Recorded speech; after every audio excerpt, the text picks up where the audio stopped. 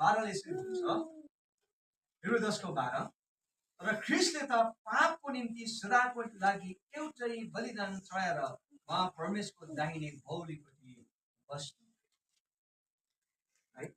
ख्रीष्टले है सिद्ध र अन्तिम बलिदान चढाउनु भयो। कसको लागि?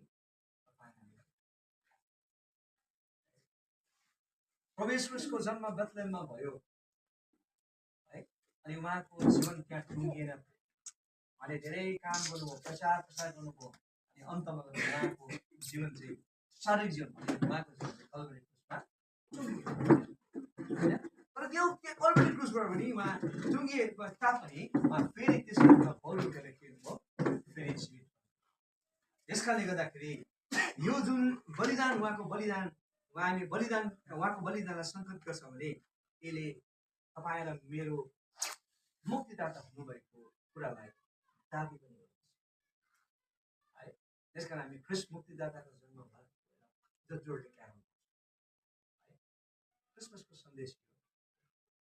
अनि अन्तमा म तपाईँलाई एउटा प्रश्न गर्छु,